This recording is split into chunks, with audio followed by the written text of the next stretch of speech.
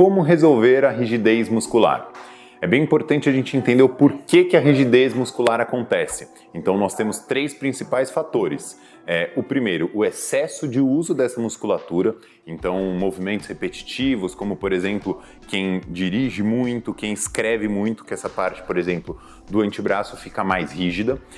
Para quem não está fazendo nada com essa musculatura, porque quando você tem uma fraqueza muscular, ela vem associada também com encurtamento, porque o nosso corpo ele é super econômico, então quanto menor elasticidade você tiver, também menos parte de gasto calórico para sustentar aqueles feixes mais elásticos ele vai ter.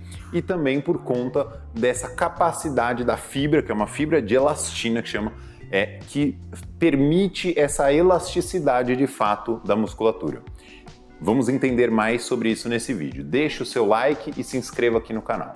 É muito importante entendermos que existe o fator muscular de rigidez especificamente e existe também o fator de articulação. Vamos dar uma destrinchada nisso. O fator muscular envolve os três pontos que eu comentei no início, tá? E é muito importante a gente trabalhar em cima do contrabalanceio dessas tensões, porque vamos imaginar, você tem a fibra, não precisam decorar isso, mas actina e miosina, a contração muscular, né? Então você contrai, esses feixes se aproximam e depois se afastam. Quem vem por baixo dessas duas fibras é a de elástico, que permite um maior afastamento com a contração. Então, quando você tem um excesso de uso, você vai gerar muita contração muscular e isso vai se sustentar por alguns períodos, né, mesmo depois do uso. Então, é como se sua fibra ficasse mais aproximada uma da outra. Isso, no longo prazo, vai fazendo com que você perca essa capacidade contrátil mais firme. Por quê? Imagina que o início da contração está aqui, só que depois de um monte de uso, sem você fazer nenhum tipo de alongamento, essa fibra agora está aqui. Concorda que você vai ter uma perda da potência, porque agora você só vai contrair nessa ponta e não desde lá de trás. Então é muito importante você trabalhar sempre o alongamento das fibras musculares que você mais utiliza, justamente para você não ter essa perda da contração. E, gente, entenda isso de uma vez por todas. O encurtamento muscular no longo prazo vai fazendo com que você tenha cada vez menos a capacidade da contração máxima daquela musculatura. E aí entra o maior risco de todos da parte da rigidez muscular, que é a contratura. As pessoas não dão a devida atenção a isso, mas é o quê? Quando você já está naquele ponto que eu comentei, as fibras estão mais próximas, e mesmo assim você contrai, chega uma hora que a fibra não tem mais para onde contrair, certo? Só que ela vai contrair mesmo assim. E aí o que acontece? Ela gera uma alteração em cima dessas fendas, vamos dizer assim, né? De contração e gera um excesso de tensão de todas essas fibras aqui da fenda envolvida.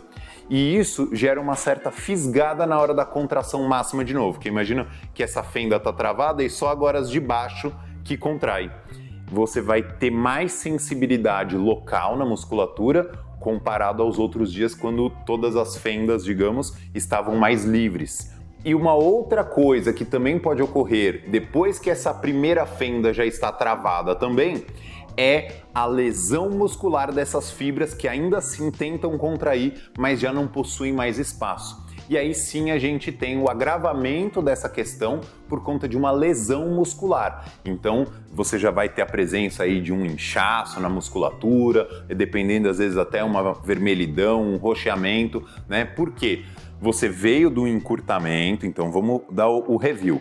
Você veio de um músculo sadio que contrai e relaxa. Agora você veio de um músculo mais encurtado. Você manteve essa rotina de treino ou de exercício sem alongar. Então ele agora está mais encurtado, né? Contraindo pouco. Agora ele tem uma contratura e você contrai menos ainda do que pode. E aí você continuou forçando. E aí essa fibra de cima da fenda mais travada gerou uma lesão muscular, onde agora você precisa reduzir drasticamente as atividades ou até mesmo interrompê-las por um período. E aí sim, lá no consultório a gente atende diversos tipos, né, de lesões musculares, por exemplo, do peitoral, do bíceps, né? E nem todas são devidas a essa parte do encurtamento, mas a gente está falando aqui nesse vídeo especificamente de rigidez muscular. Pessoal, então o que é o importante para a gente evitar esse tipo de cenário aqui que a gente comentou agora que é desastroso, vai te tirar do que você gosta de fazer.